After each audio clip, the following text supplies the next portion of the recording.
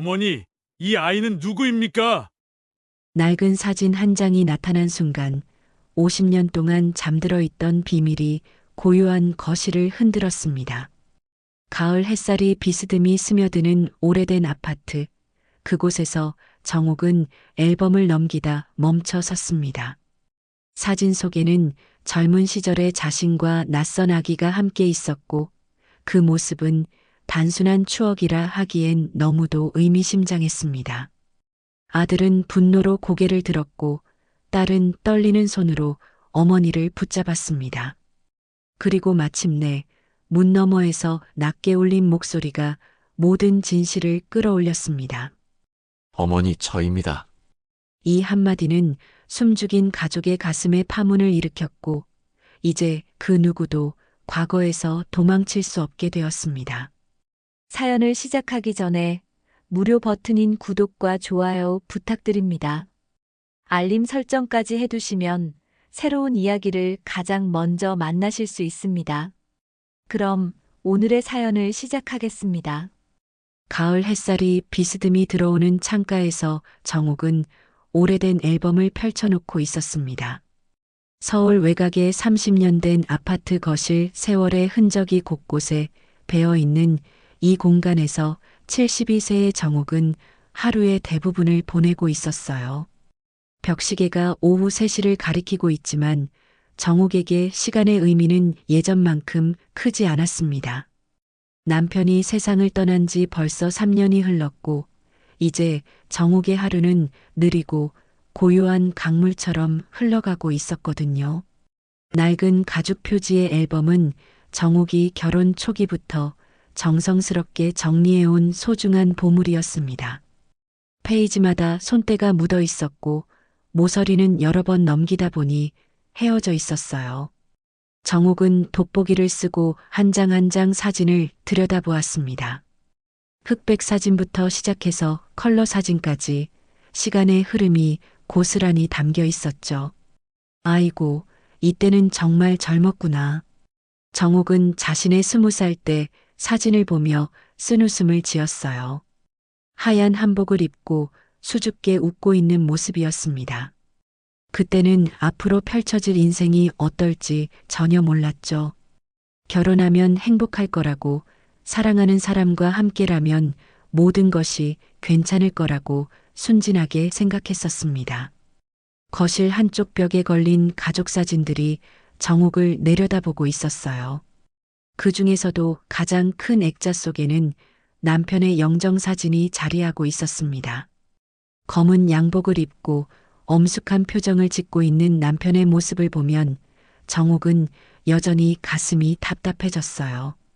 살아생전 남편은 집안의 대들보라며 늘 권위적인 모습을 보여왔거든요. 여보는 참 무서운 사람이었지. 정옥은 작은 목소리로 중얼거렸습니다. 남편 앞에서는 감히 자신의 생각을 드러낼 수 없었어요. 밥상을 차릴 때도 아이들을 키울 때도 심지어 옷을 고를 때조차 남편의 눈치를 봐야 했습니다. 남편은 여자는 집안일이나 제대로 해라, 아이들 교육에만 신경 써라라고 늘 말했죠. 정옥만의 꿈이나 하고 싶은 일 따위는 사치라고 여겼습니다. 특히 아이들 교육에 대해서는 더욱 그랬어요. 남편은 아이들이 조금이라도 말을 듣지 않으면 호통을 쳤고 정옥에게도 엄한 어머니가 되라고 늘 강조했습니다. 너무 다정하게 대하면 버릇이 없어진다며 정옥이 아이들에게 따뜻하게 대하는 것조차 제재했어요. 그 때문에 정옥은 아이들에게도 따뜻한 엄마보다는 엄격한 엄마가 되어야 했습니다. 앨범을 넘기다가 아이들이 어릴 적 사진이 나왔어요. 민수가 초등학교에 입학한 날의 사진이었습니다. 새 교복을 입고 어색하게 웃고 있는 민수 옆에서 정옥도 딱딱한 표정을 하고 있었어요. 사실 그날 정옥은 아들이 너무 귀여워서 계속 웃음이 나왔는데 남편이 너무 실실 웃지 말라고 핀잔을 주는 바람에 표정을 굳혔던 것이죠. 남편은 떠났지만 그의 그림자는 아직도 내 삶에 드리워져 있구나. 정옥은 깊은 한숨을 내쉬었습니다. 남편이 세상을 떠난 지 3년이 지났지만 여전히 정옥은 그의 시선을 의식하며 살고 있었어요. 혼자만의 시간이 생겨도 마음껏 자유로워지지 못했습니다. 마치 보이지 않는 족쇄가 정옥의 발목을 붙잡고 있는 것만 같았죠. 오래된 아파트 복도에서 익숙한 발걸음 소리가 들려왔어요. 굽이 낮은 구두를 신고 성급하게 걸어오는 소리였습니다. 곧 현관문이 열리며 딸 미영의 목소리가 들렸어요. 엄마 왔어요. 문 열어놓으셨네요. 아이고, 우리 미영이 왔구나. 정옥은 앨범을 덮으며 반가운 표정을 지었습니다. 45세인 미영은 이혼 후 혼자 아이를 키우며 살고 있지만 어머니를 챙기는 일만큼은 소홀히 하지 않았어요. 직장에서 힘든 하루를 보내고도 일주일에 두세 번은 어머니를 찾아와 안부를 묻고 필요한 것들을 챙겨주곤 했습니다. 미영은 손에 비닐봉지를 들고 있었어요. 엄마, 시장에서 과일 좀 사왔어요. 사과랑 배, 엄마가 좋아하시는 걸로 골랐어요. 미영은 부엌으로 가서 과일을 씻으며 말을 이었습니다. 요즘 어떻게 지내세요? 밤에 잠은 잘 오고요? 응, 괜찮다. 그냥저냥 살고 있어. 정옥은 대답했지만 미영은 어머니 옆에 앉으면서 앨범을 흘끗 보았어요. 엄마, 또 옛날 사진 보고 계셨네요. 추억에 너무 빠져 사시면 안 되는데 우울해지실 수도 있어요. 미영의 목소리에는 진심 어린 걱정이 담겨 있었습니다.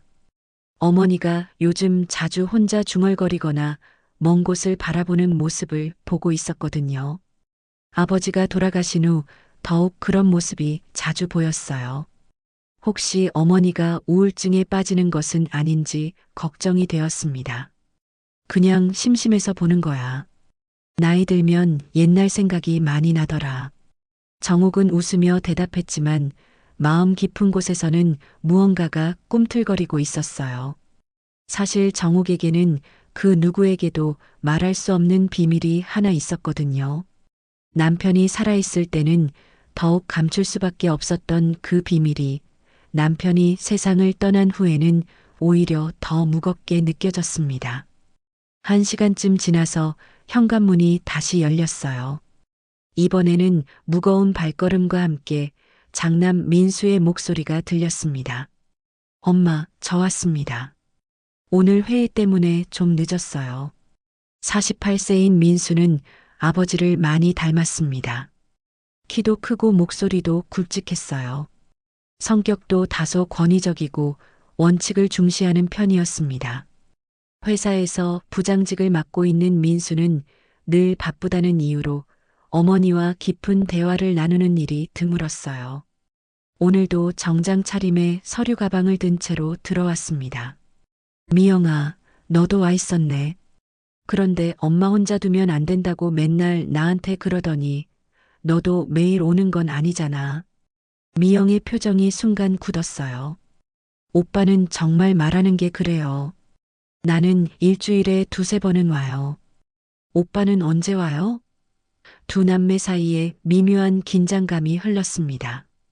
아버지가 돌아가신 후 가족들 사이의 관계는 더욱 어색해졌어요. 아버지라는 구심점이 사라지자 서로의 다른 점들이 더 도드라져 보였거든요. 민수는 넥타이를 느슨하게 풀면서 소파에 앉았어요. 어쨌든 이번 주말이 추석인데 말이야. 올해도 우리 집에서 모이는 걸로 하죠. 작년에도 그렇게 했으니까. 민수의 말투에는 어딘가 형식적인 느낌이 있었습니다. 그렇게 하자. 정옥이 고개를 끄덕였어요. 너희 아버지가 살아계실 때처럼은 못해도 그래도 가족이 모여야지. 명절이니까. 정옥의 목소리에는 어떤 간절함이 묻어 있었습니다. 남편이 세상을 떠난 후 가족들이 점점 멀어지는 것 같아 마음이 아팠거든요. 미영이 입을 열었어요. 엄마, 제사상 차리는 것도 이제 간소하게 하면 어때요? 엄마 혼자 하시기에는 너무 힘드실 것 같은데. 하지만 민수가 반대했습니다. 아니야, 아버지가 살아계실 때처럼 해야 돼. 그게 예의지. 정옥은 두 자녀의 말을 들으며 복잡한 심정이었어요. 한편으로는 전통을 중시하는 민수의 마음도 이해가 되었지만 다른 한편으로는 미영의 걱정도 고마웠습니다. 하지만 무엇보다 가족이 화목하게 지내는 것이 중요했어요. 저녁 무렵이 되어 자녀들이 각자의 집으로 돌아갔습니다. 다시 혼자가 된 정옥은 거실 소파에 앉아 멍하니 창밖을 바라보고 있었어요. 가을 저녁의 노을이 아파트 창문을 붉게 물들이고 있었습니다. 정옥은 다시 앨범을 펼쳤어요. 한 장 한 장 넘기다가 어느 페이지에서 손이 멈췄습니다. 그곳에는 빈 공간이 있었어요. 원래 사진이 있었을 자리였지만 지금은 접착제 흔적만 남아있을 뿐이었습니다. 정옥의 손가락이 그 빈자리를 조심스럽게 어루만졌어요. 정옥의 눈에 복잡한 감정이 스쳤습니다. 그 빈자리를 보고 있으면 마음 깊숙한 곳에 묻어두었던 기억들이 하나둘씩 떠올랐어요. 50년도 더 전의 일이었지만 여전히 생생했습니다. 그때의 따뜻한 봄날, 그때의 달콤한 설렘, 그리고 그때의 아픈 이별이 모두 그 빈자리에 담겨 있었거든요. 그때 일이 벌써 50년도 더 지났구나. 정옥은 혼잣말을 중얼거렸어요. 남편도 자식들도 모르는 그 비밀은 여전히 정옥의 가슴 한편을 무겁게 짓누르고 있었습니다. 추석을 사흘 앞둔 토요일 오후 정옥의 집에는 평소보다 부산한 분위기가 감돌고 있었습니다. 민수와 미영이 각자의 가족들과 함께 모여들었거든요. 민수는 아내 순이와 고등학생 딸 지은이를 데리고 왔고 미영은 중학생 아들 현우와 함께 왔습니다. 오랜만에 온 가족이 모이니 좁은 아파트 거실이 한층 활기차 보였어요. 할머니, 안녕하세요. 지은이가 정옥에게 다가와 인사를 했습니다. 18살인 지은이는 정옥의 첫째 손녀로 평소에도 할머니와 친밀한 관계를 유지하고 있었어요. 할머니, 오늘 제가 특별한 걸 가져왔어요. 정옥은 손녀의 밝은 표정을 보며 미소를 지었습니다. 뭘 가져왔다는 거니? 지은이는 가방에서 조심스럽게 무언가를 꺼냈어요. 낡은 사진 한 장이었습니다. 할머니, 이거 혹시 할머니 사진 맞나요? 어제 친구랑 홍대 중고서점 구경하다가 발견했어요. 순간 거실의 공기가 얼어붙은 듯 했습니다. 정옥의 얼굴이 순식간에 창백해졌어요. 사진을 본 정옥의 손이 부들부들 떨리기 시작했습니다. 그 사진 속에는 젊은 시절의 정옥이 낯선 아기를 품에 안고 있는 모습이 담겨 있었거든요. 정옥은 그 사진이 존재한다는 것조차 잊고 있었습니다. 어머, 정말 할머니네요. 지은이가 신기해하며 말했어요. 할머니 진짜 젊을 때 예뻤네요. 그런데 이 아기는 누구예요? 아빠나 미영 이모 중 한 명인가요? 지은이의 순수한 질문에 정옥의 가슴이 철렁 내려앉았습니다. 50년 넘게 가슴 깊숙이 묻어두었던 비밀이 갑작스럽게 세상 밖으로 드러날 위기에 처한 것이었어요. 민수가 사진을 들여다보았습니다. 아버지를 쏙 빼닮은 진중한 표정으로 사진을 자세히 살펴보더니 고개를 갸우뚱했어요. 이상하네요. 이 아기는 저도 미영이도 아닌 것 같은데요. 민수의 목소리에는 의심이 섞여 있었습니다. 미영도 사진을 보려고 다가왔어요. 어머, 정말 엄마 같긴 하네요. 그런데 이 아기는 미영의 말이 끝나기도 전에 정옥이 벌떡 일어나더니 사진을 낚아채려 했습니다. 그냥 옛날 사진이야. 별거 아니야. 하지만 정옥의 반응이 너무 격렬해서 오히려 가족들의 의심만 키웠어요. 민수가 사진을 높이 들어 정옥의 손이 닿지 않게 했습니다. 엄마, 왜 그러세요? 그냥 사진 하나인데 뭐가 그렇게 급하세요? 내놔라, 민수야. 그냥 내놔. 정옥의 목소리에는 절박함이 묻어 있었어요.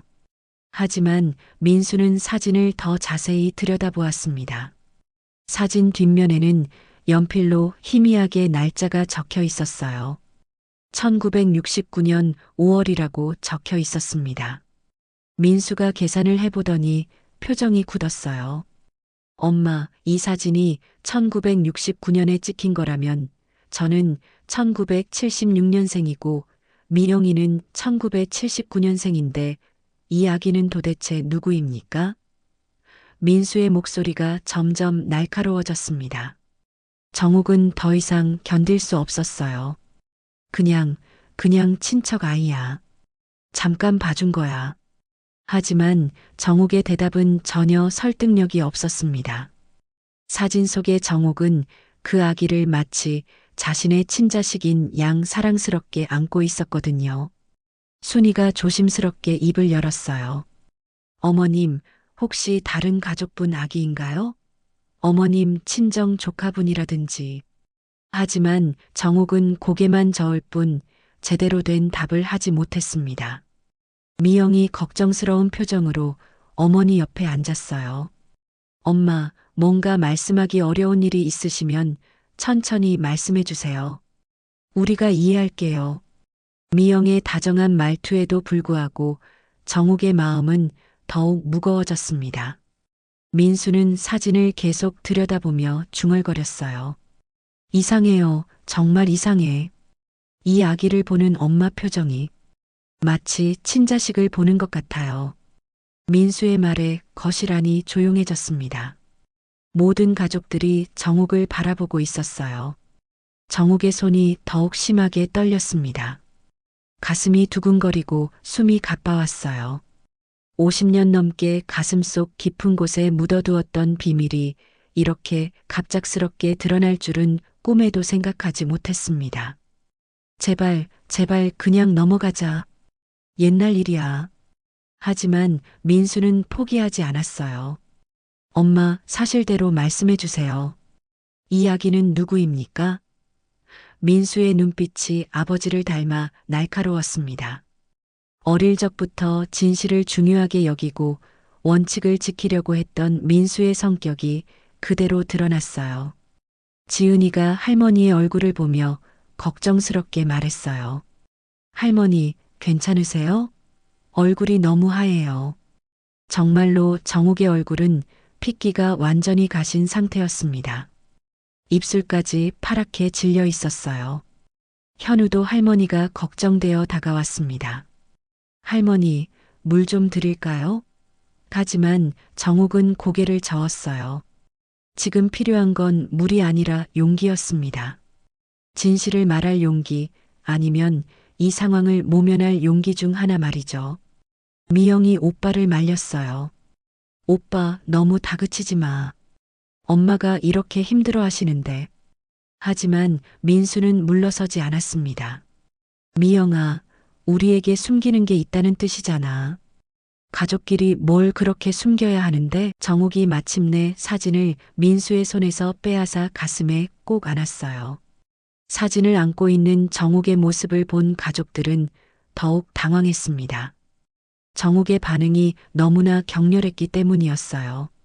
단순한 추억 사진에 대한 반응치고는 지나쳤거든요.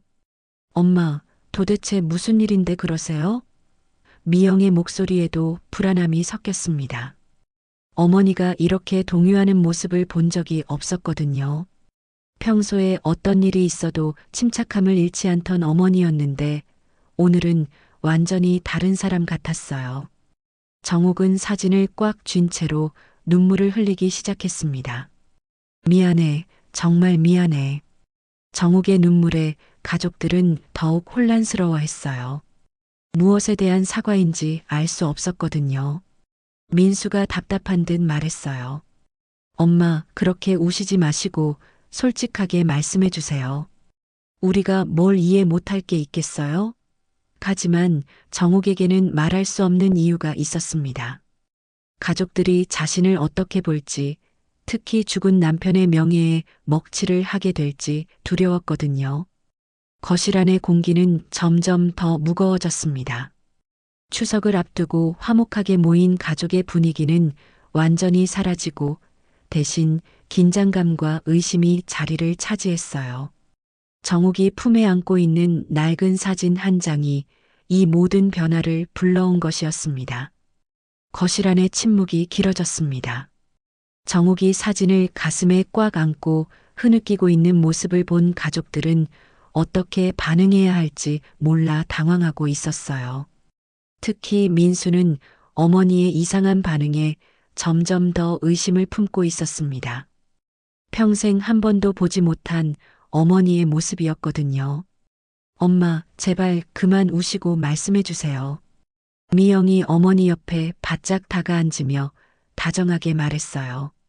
우리가 엄마 자식인데 뭘 그렇게 숨기세요? 숨길 게 뭐가 있어요? 미영의 목소리에는 진심 어린 걱정이 담겨 있었습니다. 어머니가 이렇게 고통스러워하는 모습을 더 이상 보고 있을 수 없었거든요. 하지만 민수는 다른 생각이었어요. 엄마, 미영이 말이 맞습니다. 사실대로 말씀해 주세요. 도대체 그 아기가 누구입니까? 민수의 목소리는 점점 더 날카로워졌습니다. 아버지를 닮은 그의 성격상 애매한 상황을 그냥 넘어갈 수 없었어요. 정욱은 한참 동안 고개를 숙이고 있더니 마침내 떨리는 목소리로 입을 열었습니다. 그 아이는, 정욱의 목소리가 떨렸어요. 그 아이는 나의 지난날이야. 정욱의 고백에 거실 안이 다시 한번 조용해졌습니다. 무슨 뜻인지 정확히 알 수는 없었지만 뭔가 심상치 않다는 것은 모두가 느꼈거든요. 엄마, 지난날이 뭔 뜻이에요? 미영이 조심스럽게 물었어요. 어머니의 표정이 너무 아픈데 더 이상 묻기가 미안했지만 그래도 진실을 알아야 할 것 같았습니다. 정욱은 손수건으로 눈물을 닦으며 힘겹게 말을 이어갔어요. 내 아버지가 군대에 있던 시절. 정욱의 목소리가 더욱 작아졌습니다. 잠시 흔들린 적이 있었단다. 이 말을 듣는 순간 민수의 얼굴이 싹 굳어졌어요. 어머니의 말이 무슨 뜻인지 직감적으로 알 수 있었거든요.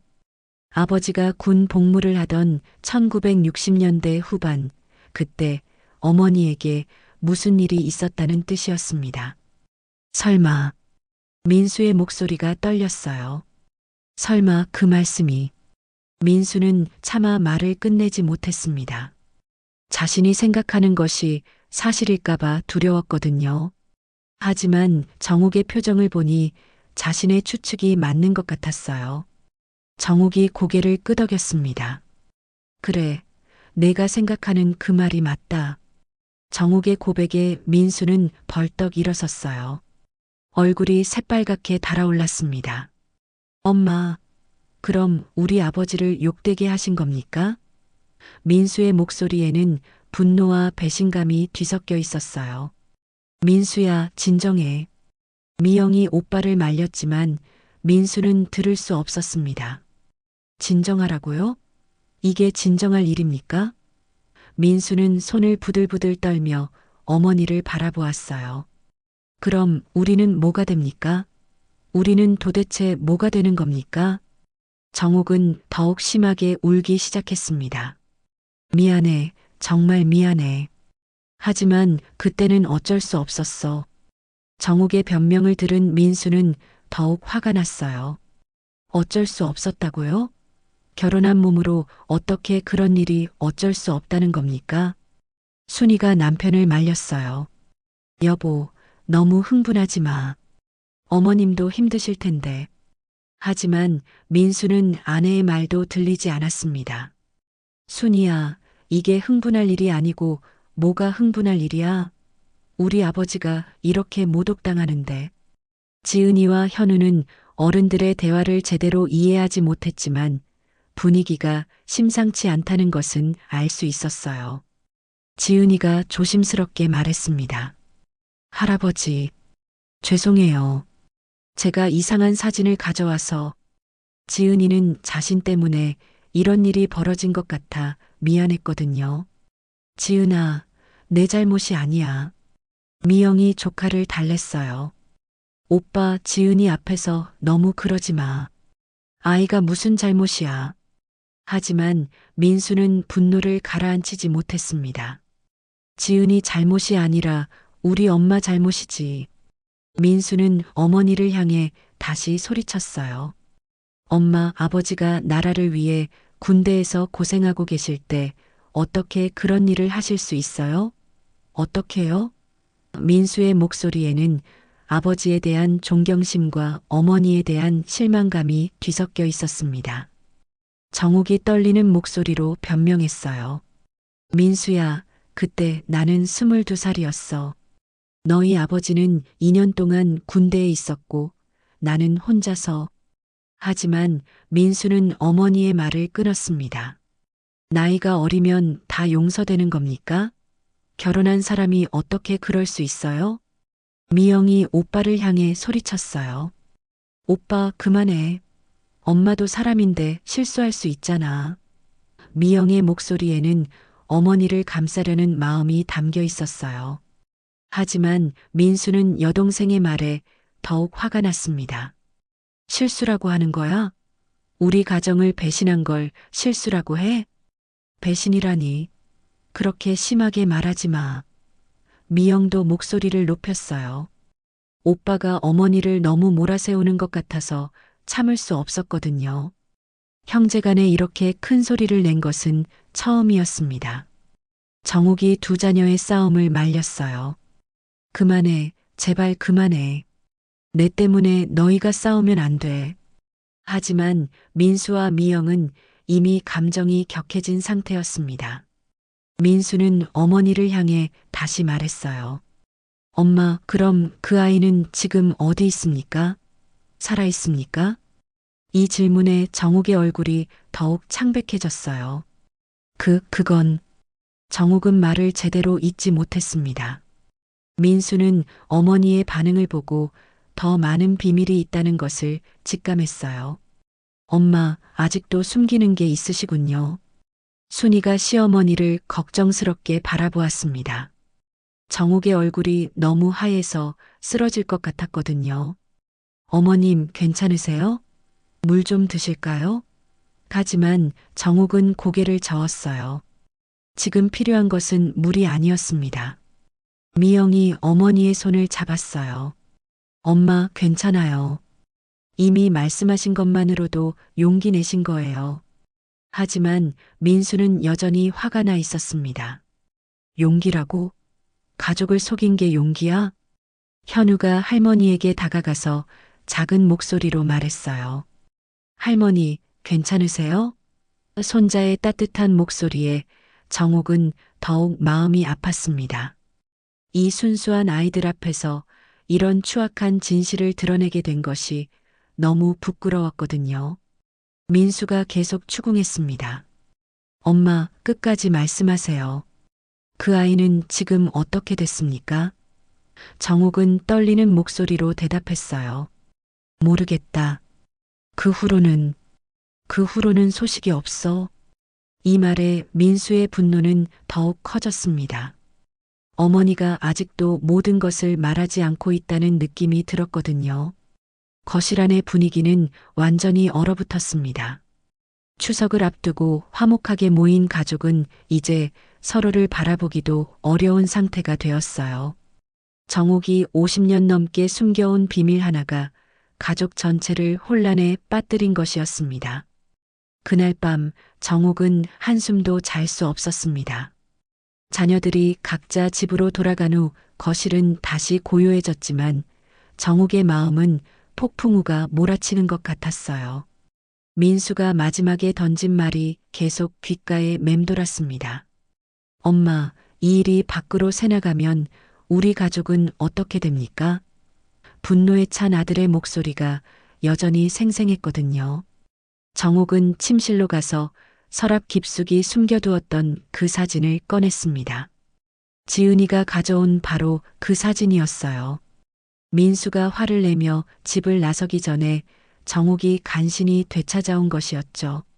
사진 속의 젊은 정욱과 아기를 바라보며 정욱은 50년 전 그날을 떠올렸습니다.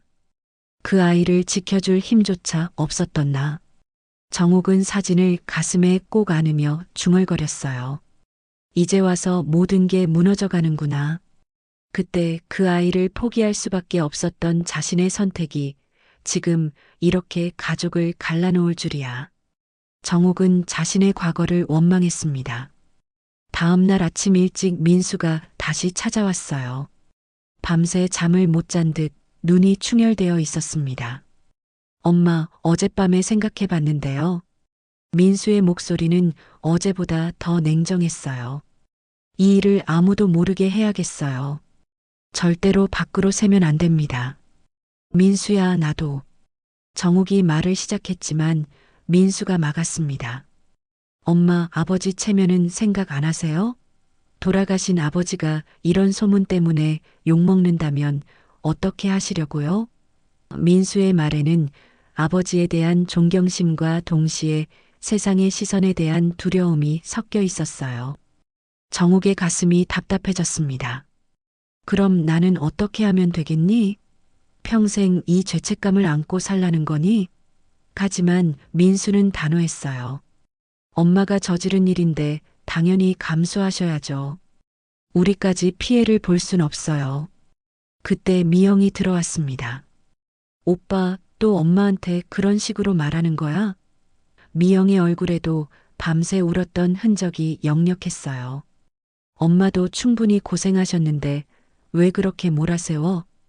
미영과 민수 사이의 갈등은 어제보다 더 심각해 보였습니다. 미영아, 내가 뭘 알아? 민수가 여동생을 향해 소리쳤어요. 우리 아버지가 이렇게 모독당하는데 가만히 있으라는 거야? 하지만 미영도 지지 않았습니다. 오빠가 아버지 생각만 하는구나. 엄마 마음은 생각 안 해? 형제의 말다툼을 듣고 있던 정옥은 더 이상 견딜 수 없었어요. 그만해. 너희 둘 다 그만해. 정옥의 절규에 민수와 미영이 잠시 조용해졌습니다. 내 잘못 때문에 너희가 싸우는 게 제일 괴로워. 제발 그만해. 하지만 며칠 후 정옥이 가장 두려워했던 일이 벌어졌습니다. 같은 아파트에 사는 김 아주머니가 정옥을 찾아온 것이었어요. 정옥 아주머니, 혹시 들었어요? 김 아주머니의 목소리에는 호기심이 가득했습니다. 아주머니 집에서 무슨 일이 있었다던데요? 정옥의 심장이 철렁 내려앉았어요. 무슨 소리예요? 정옥이 애써 태어난 척했지만 김 아주머니는 이미 많은 것을 알고 있는 듯 했습니다. 아, 그냥 이웃 아주머니들이 하는 소리가 있어서요. 아주머니 아드님이 며칠 전에 화가 많이 나서 계단에서 큰 소리를 내더라고 하더라고요. 아, 그냥 가족 간에 조그만 의견 차이가 있었어요. 정욱이 얼버무렸지만 김 아주머니는 쉽게 물러서지 않았어요. 그런데 말이 아주머니 손녀딸이 어디서 옛날 사진을 하나 가져왔다던데 그 사진 때문에 난리가 났다면서요? 정욱의 얼굴이 창백해졌습니다. 벌써 소문이 이렇게 자세히 퍼진 것이었어요. 김 아주머니, 그런 이상한 소문 믿지 마세요. 하지만 김 아주머니의 눈빛은 더욱 날카로워졌습니다. 그런데 그 사진에 아주머니가 낯선 아기를 안고 있더라면서요? 그 아기가 누구냐고 물어봐도 대답을 안 하신다던데. 정욱은 더 이상 대화를 이어갈 수 없었어요. 김 아주머니, 저 몸이 좀 안 좋아서요. 다음에 얘기해요. 정욱이 억지로 김 아주머니를 돌려보낸 후 현관문에 등을 기대고 주저앉았습니다. 온몸에 힘이 빠졌거든요. 그날 저녁 민수가 다시 찾아왔어요. 표정이 더욱 굳어 있었습니다. 엄마, 회사에서도 소문이 돌기 시작했어요. 민수의 목소리는 절망적이었어요. 동료가 저한테 묻더라고요. 어머님께 무슨 일이 있으시냐고. 정욱의 가슴이 무너져 내렸습니다. 민수야, 미안해. 정말 미안해. 하지만 민수는 어머니의 사과를 받아들일 수 없었어요. 미안하다고 해서 해결되는 게 아니잖아요. 이제 우리 가족이 동네 소문거리가 됐어요. 미영도 울상이 되어 있었어요. 엄마, 현우 학교에서도 이상한 소문이 돈다고 하네요. 현우가 속상해해요. 미영의 말에 정욱은 더욱 죄책감에 시달렸습니다. 손자까지 피해를 보게 된 것이었어요. 소문이 퍼진 지 일주일이 지난 어느 오후 정욱은 거실에서 혼자 차를 마시고 있었습니다. 요즘 밖에 나가기가 두려웠어요. 이웃들의 시선과 수군거림을 감당할 수 없었거든요. 아파트 엘리베이터를 타면 사람들이 정욱을 보고 수군거렸고 마트에 가면 뒤에서 따라오며 무언가를 속삭이는 소리가 들렸습니다. 민수는 며칠째 집에 들르지 않고 있었어요. 회사에서도 소문 때문에 힘들어하고 있다는 얘기를 미영을 통해 들었습니다.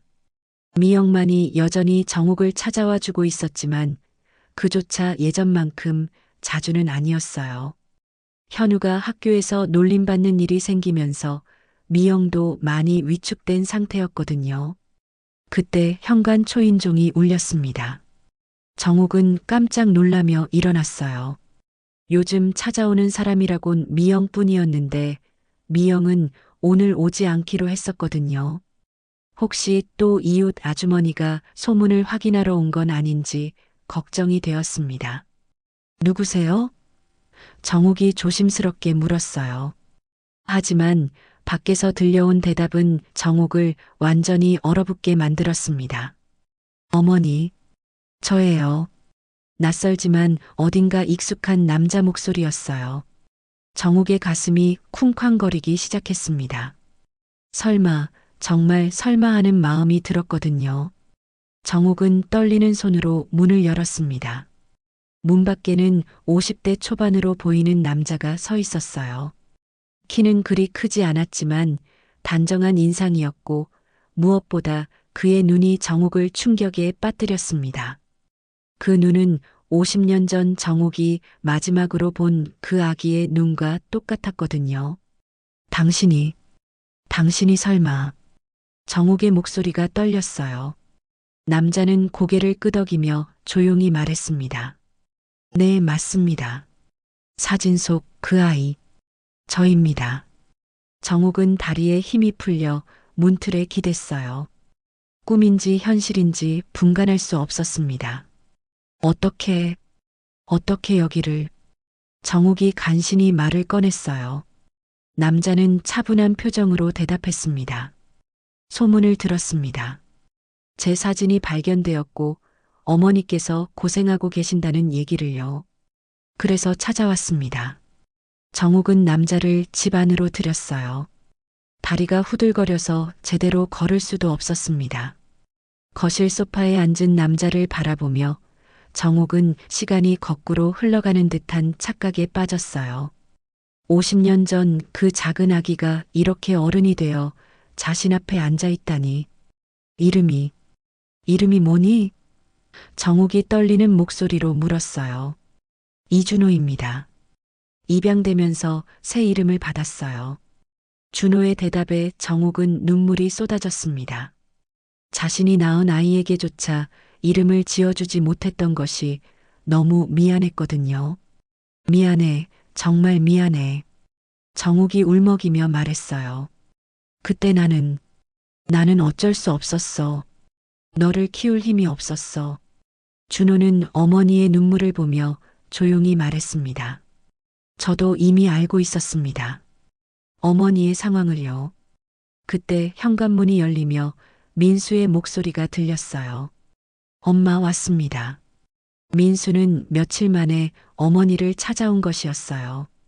하지만 거실에 낯선 남자가 앉아 있는 모습을 본 순간 민수의 표정이 굳어졌습니다. 엄마, 이분은 누구십니까? 민수가 경계하는 목소리로 물었어요. 정욱은 대답할 수 없었습니다. 어떻게 말해야 할지 모르겠었거든요. 준호가 먼저 일어나며 말했습니다. 안녕하세요. 저는 이준호라고 합니다. 민수는 여전히 상황을 파악하지 못하고 있었어요. 하지만 어머니와 그 남자 사이의 묘한 분위기를 감지했습니다. 엄마, 설마. 민수의 얼굴이 점점 창백해졌어요. 혹시 하는 생각이 들었거든요. 정욱이 떨리는 목소리로 말했어요. 민수야, 이 사람은 말을 끝내지 못하고 있는 정욱을 대신해서 준호가 차분히 말했습니다. 저는 어머니의 아들입니다. 형님의 형이죠. 민수의 얼굴이 순식간에 새빨갛게 달아올랐어요. 뭐라고요? 뭐라고 하신 거예요? 민수의 목소리가 떨렸습니다. 믿을 수 없다는 표정이었어요. 설마 사진 속 그 아기가. 네, 맞습니다. 준호가 고개를 끄덕였어요. 제가 그 사진 속 아이입니다. 이 말을 들은 민수는 완전히 폭발했습니다. 안 돼. 절대 안 돼. 민수가 소리쳤어요. 이제 와서 어머니라니. 한 발자국도 집에 들이지 마. 준호는 민수의 반응을 예상했다는 듯 차분했어요. 형님의 마음을 이해합니다. 갑작스럽게 나타나서 혼란스러우실 거예요. 하지만 민수는 들을 수 없었습니다. 이해한다고요? 우리 가정을 망가뜨려 놓고 이제 와서 이해한다고요? 정욱이 벌떡 일어나더니 민수 앞에 무릎을 꿇었어요. 민수야, 제발, 제발 용서해다오. 정욱의 무릎 꿇는 모습에 준호가 깜짝 놀라며 어머니를 일으키려 했지만 정욱은 일어나지 않았습니다. 그때 나는 너무 약했단다. 그 아이를 지킬 힘이 없었어. 일어나세요, 어머니. 민수가 소리쳤어요. 무릎 꿇는다고 해서 우리 아버지의 명예가 되살아나는 겁니까? 민수의 목소리에는 분노와 절망이 뒤섞여 있었습니다. 이제 동네 사람들이 뭐라고 하겠어요? 우리 집에 사생아가 찾아왔다고 하겠어요.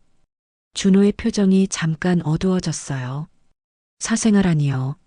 하지만 곧 차분함을 되찾으며 말했습니다. 형님, 저는 어머니의 재산이나 지위를 원하는 게 아닙니다. 그냥 제 뿌리를 확인하고 싶었을 뿐이에요. 뿌리를 확인한다고요? 민수가 비웃었어요. 그러면서 우리 가정을 박살내려는 거군요. 민수는 준호를 향해 손가락질했습니다. 당신 때문에 우리가 얼마나 고생하는지 알아요? 그때 미영이 들어왔어요. 오빠의 목소리를 듣고 급히 달려온 것이었습니다. 하지만 거실의 상황을 본 순간 미영도 얼어붙었어요. 어머니가 무릎을 꿇고 있고 오빠가 낯선 남자에게 소리를 지르고 있었거든요. 오빠, 뭐 하는 거야? 미영이 당황하며 물었어요. 민수가 여동생을 향해 소리쳤습니다. 미영아, 이 사람이 누군지 알아? 엄마가 숨겨왔던 그 아이야. 미영의 얼굴이 창백해졌어요. 설마 정말로. 미영도 믿을 수 없다는 표정이었습니다. 준호가 미영에게도 인사했어요. 안녕하세요, 여동생분. 저는 준호라고 합니다. 아, 안 돼. 이런 일이.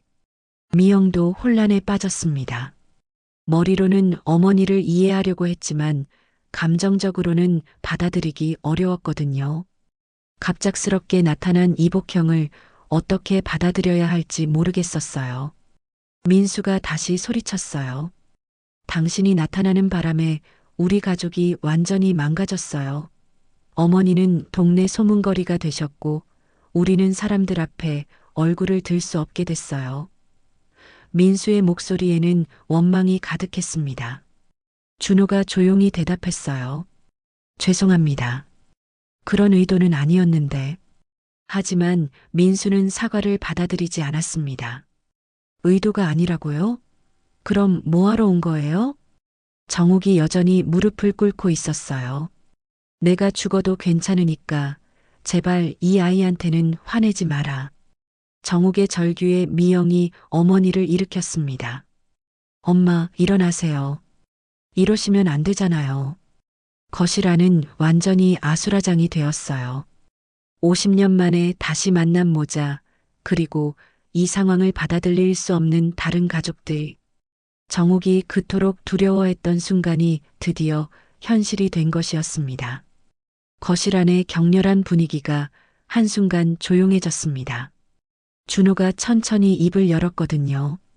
형님, 여동생분, 제 이야기를 들어주실 수 있을까요? 준호의 차분한 목소리에 민수와 미영이 잠시 말을 멈췄어요. 여전히 분노가 가시지 않았지만 뭔가 다른 이야기가 있을 것 같다는 느낌이 들었습니다. 저도 이미 알고 있었습니다. 준호가 조용히 말했어요. 어머니의 상황과 그때의 어려움을요. 하지만 원망 대신 어머니 얼굴을 한 번만 보고 싶었습니다. 준호의 말에 정욱의 눈에서 또다시 눈물이 흘러내렸어요. 자신을 원망하지 않는다는 말이 오히려 더 가슴 아팠거든요. 민수가 여전히 경계하는 목소리로 물었어요. 그럼 당신은 언제부터 알고 있었던 겁니까? 준호는 잠시 생각에 잠겼다가 대답했습니다. 15살 때 양부모님께서 말씀해 주셨어요. 제가 입양하라는 것과 친어머니에 대한 이야기를요. 그때부터 어머니를 찾으려고 했는데 쉽지 않았어요. 준호가 이어서 말했습니다. 양부모님께서는 친어머니를 찾는 것에 반대하셨거든요. 괜히 상처만 받을 거라고 하시면서요. 준호의 말을 들으며 정욱은 가슴이 먹먹해졌어요. 그 아이가 자신을 찾으려고 했다는 사실이 놀라웠거든요. 미영이 조심스럽게 물었어요. 그럼 지금까지 어떻게 살아오셨어요? 준호의 표정이 잠시 부드러워졌습니다. 좋은 부모님을 만나서 잘 자랐어요. 공부도 시켜주시고 사랑도 많이 받았어요. 지금은 초등학교 교사로 일하고 있습니다. 결혼은? 정욱이 떨리는 목소리로 물었어요. 준호가 미소를 지으며 대답했습니다. 네, 했어요. 아내와 아들 하나가 있습니다. 아들이 올해 10살이에요. 이 말에 정욱은 더욱 울음을 터뜨렸어요. 손자가 있다는 말이 기쁘면서도 미안했거든요. 민수는 여전히 받아들이기 어려워했어요. 그렇다면 왜 굳이 지금 나타난 겁니까? 잘 살고 계셨으면 그냥 모른 척 사시면 될 텐데요. 민수의 말에는 여전히 경계심이 가득했습니다. 혹시 어떤 다른 목적이 있는 것은 아닌지 의심스러웠거든요. 준호가 민수를 바라보며 진솔하게 말했어요. 저는 재산도 자리도 그 어떤 것도 바라지 않습니다. 다만 제 뿌리를 확인하고 싶었을 뿐이에요. 준호의 눈빛이 진실해 보였어요. 양부모님이 돌아가신 후 더욱 그런 마음이 커졌습니다. 제가 어디서 왔는지 알고 싶었어요. 정욱이 떨리는 손으로 준호의 손을 잡았어요. 그 누구보다 지켜주고 싶었던 아이였는데 그럴 수 없었구나. 정욱의 고백에 준호도 눈시울이 붉어졌습니다. 어머니, 괜찮아요. 이해해요. 이해한다니.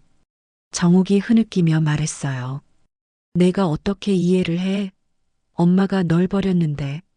하지만 준호는 고개를 저었습니다.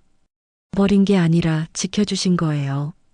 그때 어머니 상황으로는 저를 키울 수 없었을 거예요. 미영이 조용히 어머니 곁으로 다가가서 앉았어요. 그리고 어머니의 다른 쪽 손을 잡았습니다. 엄마, 이제라도 솔직해진 게 중요해요. 미영의 목소리는 따뜻했어요. 우리도 엄마 마음을 이해하려고 노력할게요. 하지만 민수는 여전히 화가 나 있었어요. 미영아, 내가 무슨 말을 하는 거야? 우리 아버지는 어떻게 되는 거야? 민수가 준호를 향해 다시 말했습니다.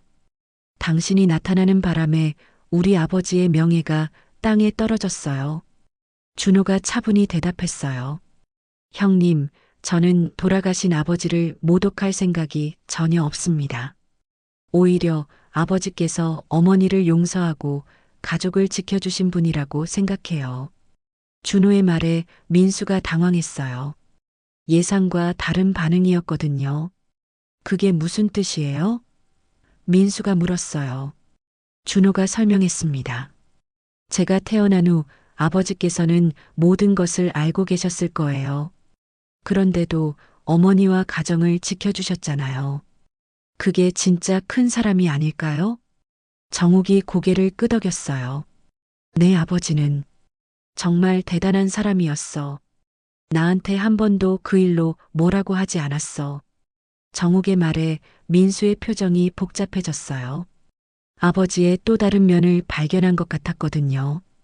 미영이 오빠를 바라보며 말했어요. 오빠, 아버지께서 정말 위대한 분이셨던 것 같아. 이런 상황에서도 가족을 지켜주셨으니까. 미영의 말에 민수도 생각에 잠겼어요. 그동안 자신이 아버지의 명예만 생각하고 아버지의 마음은 제대로 이해하지 못했던 것은 아닌지 반성하게 되었거든요. 준호가 다시 말했어요. 저는 이 가족에게 짐이 되고 싶지 않습니다. 그냥 한 번만 어머니를 뵙고 제가 잘 살고 있다는 것을 알려드리고 싶었을 뿐이에요. 준호의 진실한 마음이 전해지면서 분위기가 조금씩 누그러지기 시작했어요. 정욱이 준호를 바라보며 물었어요. 그동안 많이 힘들었겠구나. 준호가 미소를 지으며 대답했습니다. 힘든 때도 있었지만 좋은 사람들을 많이 만났어요. 특히 양부모님께서 정말 잘 키워주셨고요. 양부모님은? 정욱이 조심스럽게 물었어요. 네, 몇 년 전에 돌아가셨어요. 준호의 대답에 정욱이 더욱 안쓰러워했습니다. 그래서 더욱 친어머니를 찾고 싶었던 거군요. 미영이 준호를 바라보며 말했어요. 그동안 정말 고생 많으셨어요. 어떻게 우리를 찾으신 건가요? 준호가 설명했습니다. 소문을 들었어요. 이 동네에서 그런 이야기가 돌고 있다고 해서 혹시 싶어 왔습니다. 민수가 여전히 복잡한 표정으로 말했어요. 그렇다면 앞으로 어떻게 할 생각이십니까? 준호가 차분히 대답했습니다. 저는 그냥 가끔 어머니 안부만 여쭐 수 있으면 충분합니다. 가족의 일원이 되려고 하는 것은 아니에요. 정욱이 준호의 손을 더욱 꽉 잡았어요. 안 돼. 내가 내 아들인데 어떻게 그럴 수 있니? 정욱의 말에 미영도 고개를 끄덕였습니다. 맞아요. 이제라도 찾은 가족인데요. 하지만 민수는 여전히 망설이고 있었어요. 마음 한편으로는 준호의 진실함을 느꼈지만 다른 한편으로는 세상의 시선이 두려웠거든요. 이 복잡한 상황을 어떻게 해결해야 할지 막막했어요. 거실 안에는 미묘한 침묵이 흘렀습니다. 50년 만에 만난 모자, 그리고 이 상황을 받아들이려고 노력하는 가족들. 진실이 드러났지만 아직 해결해야 할 것들이 많이 남아 있었어요. 그날 저녁 정옥은 가족들에게 제대로 된 이야기를 하자고 제안했습니다. 우리 모두 앉아서 차근차근 얘기해보자. 정옥의 목소리에는 이제 어떤 결연함이 담겨 있었어요. 50년 동안 가슴에 묻어두었던 모든 것을 털어놓을 각오를 한 것 같았습니다. 민수는 여전히 못마땅한 표정이었지만 거실 소파에 앉았어요. 미영은 어머니 옆자리를 택했고 준호는 조금 떨어진 의자에 앉았습니다. 마치 가족회의를 여는 것 같았지만 분위기는 무겁기만 했어요. 누구도 먼저 말을 꺼내지 못하고 있었거든요. 정욱이 먼저 입을 열었습니다. 너희들에게 내 이야기를 제대로 들려주고 싶어? 정욱의 목소리는 떨렸지만 단호했어요. 1967년 내 아버지가 군대에 간 지 6개월이 되었을 때였어. 나는 22살이었고 혼자서 모든 것을 감당하기가 너무 힘들었지.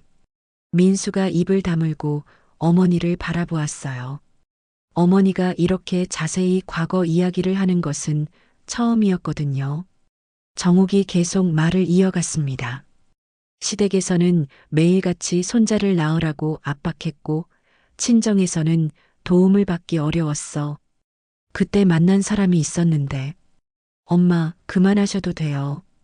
미영이 어머니를 말렸지만 정욱은 고개를 저었어요. 아니야, 끝까지 말해야 해. 이제 숨길 게 뭐가 있니? 정욱의 결심이 확고해 보였습니다. 그 사람은 동네 문방구 아저씨였어. 혼자 사는 남자였는데 나한테 무척 친절했지. 준호가 조용히 듣고 있었어요. 자신의 친아버지에 대한 이야기를 처음 듣는 것이었거든요. 정욱이 준호를 바라보며 말했습니다. 내 아버지는 좋은 사람이었어. 하지만 우리 사이는 오래 갈 수 없었지. 내가 결혼한 몸이었으니까. 민수의 얼굴이 점점 굳어졌어요. 어머니의 이야기를 들을수록 받아들이기 어려웠습니다. 엄마, 그래도 어떻게 그런 일이. 하지만 정욱은 아들의 말을 끊었습니다. 민수야, 너는 그때 내 마음을 알 수 없어. 22살 어린 나이에 혼자서 견뎌내기가 얼마나 힘들었는지. 그래도 아버지를 배신하신 건 사실 아닙니까? 민수가 끝까지 버텼어요. 우리 아버지가 나라를 위해 군복무를 하고 계실 때 어떻게 그럴 수 있어요? 민수의 목소리에는 여전히 분노가 남아 있었습니다. 준호가 차분하게 말했어요. 형님, 저는 어머니를 변호하려는 게 아닙니다. 하지만 그때 상황을 생각해 보세요. 22살의 어린 며느리가 혼자서 모든 것을 감당해야 했던 상황을요. 준호의 말에 민수가 잠시 말을 멈췄어요. 정욱이 눈물을 닦으며 계속 말했습니다. 준호를 임신했다는 걸 알았을 때 나는 죽고 싶었어. 어떻게 해야 할지 모르겠더라고. 정욱의 고백에 미영이 어머니의 손을 꽉 잡았어요. 엄마, 얼마나 무서우셨을까. 그래서 그 아이 아버지한테 말했는데 그 사람도 어쩔 줄 몰라 했어. 정욱이 준호를 바라보며 말했어요. 하지만 끝까지 책임지려고 했어. 같이 멀리 가서 살자고도 했지. 이 말에 준호의 눈시울이 붉어졌습니다. 그럼 왜 가지 않으셨어요? 미영이 궁금해했어요. 정욱이 한숨을 쉬며 대답했습니다. 갈 수 없었어. 내 아버지에 대한 마음도 있었고 무엇보다 그렇게 도망치는 것이 옳지 않다고 생각했거든. 민수가 다시 화를 냈어요. 그럼 아버지가 돌아오시기 전에 어떻게 하신 겁니까? 아버지는 모르셨던 거예요? 정욱이 고개를 저었습니다. 아니야, 내 아버지는 다 알고 있었어. 이 말에 거실이 조용해졌어요. 아버지께서 알고 계셨다고요? 미영이 놀라며 물었어요. 정욱이 끄덕였습니다. 내 아버지는 제대하고 와서 모든 상황을 알게 됐어. 그런데도 나를 용서해 주었지.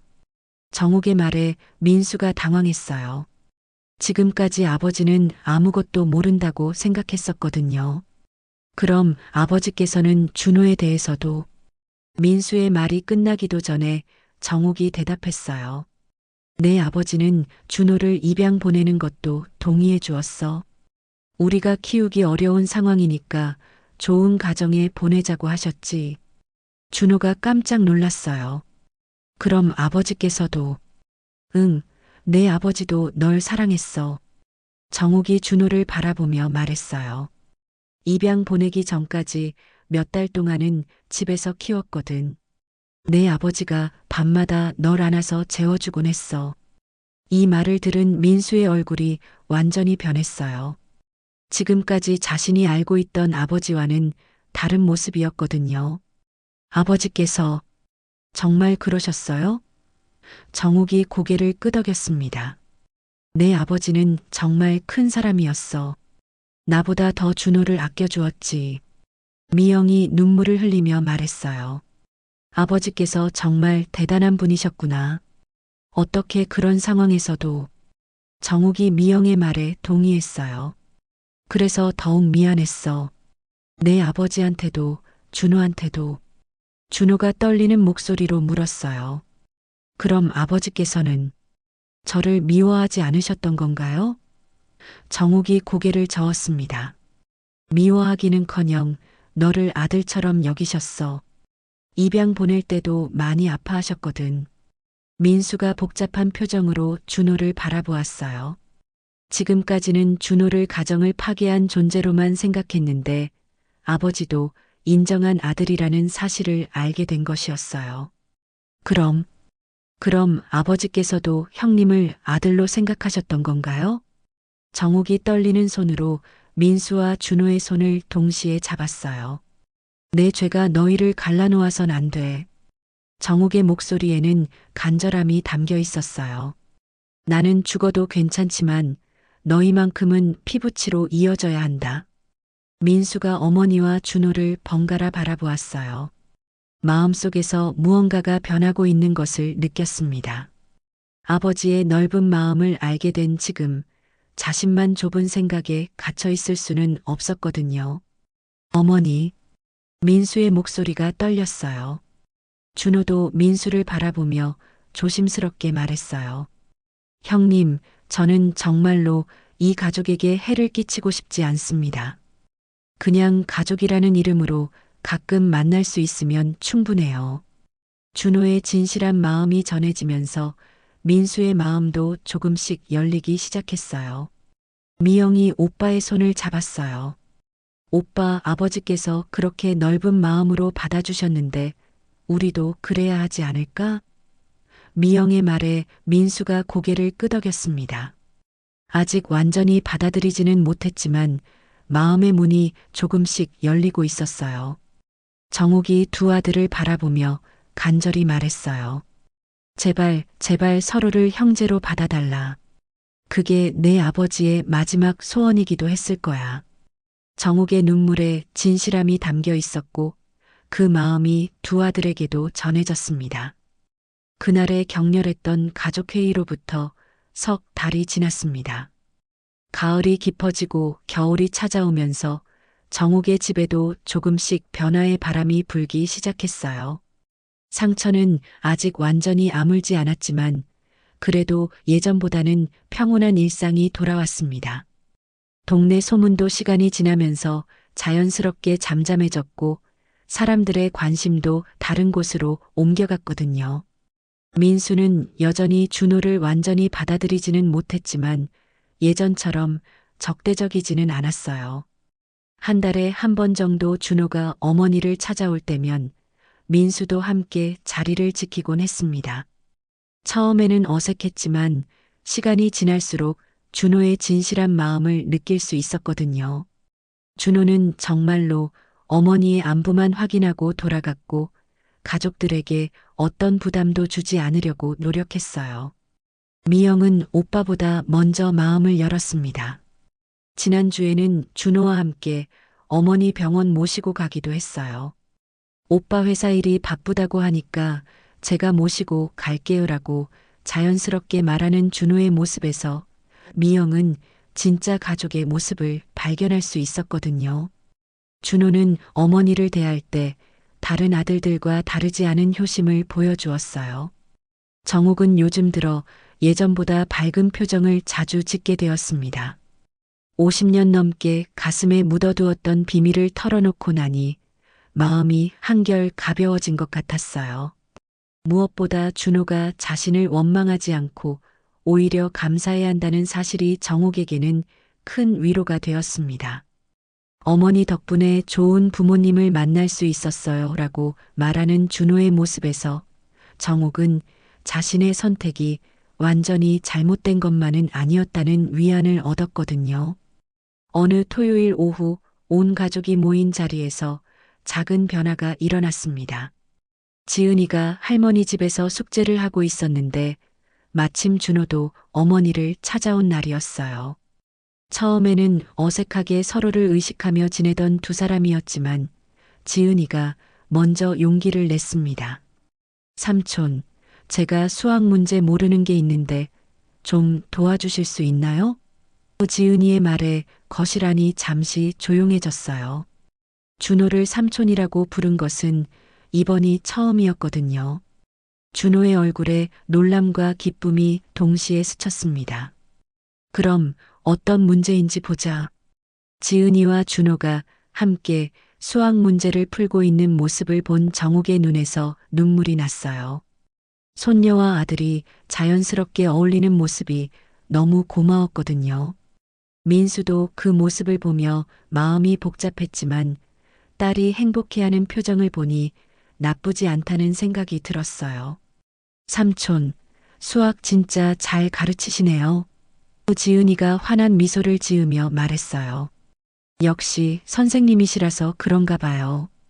준호도 미소를 지으며 대답했습니다. 지은이가 똑똑해서 금방 이해하는 거야. 삼촌이 잘 가르치는 게 아니라. 그때 지은이가 갑자기 일어나더니 스마트폰을 꺼냈어요. 그런데 삼촌, 이제 우리 사진도 같이 찍어요. 지은이의 제안에 거실 안의 어른들이 모두 당황했습니다. 하지만 지은이는 아랑곳하지 않고 준호 옆으로 다가가서 환하게 웃었어요. 지은아, 갑자기 왜? 민수가 말리려 했지만 지은이는 이미 준호와 함께 사진을 찍고 있었어요. 아빠, 삼촌이랑 사진 찍으면 안 돼요? 삼촌도 우리 가족이잖아요. 지은이의 순수한 말에 민수는 더 이상 말릴 수 없었어요. 할머니도 같이 찍어요. 지은이가 정욱을 불렀어요. 정욱은 머뭇거렸지만 손녀의 간절한 부탁에 못 이기는 척 다가갔습니다. 그렇게 정욱과 준호, 그리고 지은이가 함께 찍은 첫 번째 사진이 탄생했어요. 이모도 오세요. 아빠도요. 지은이가 미영과 민수까지 불렀습니다.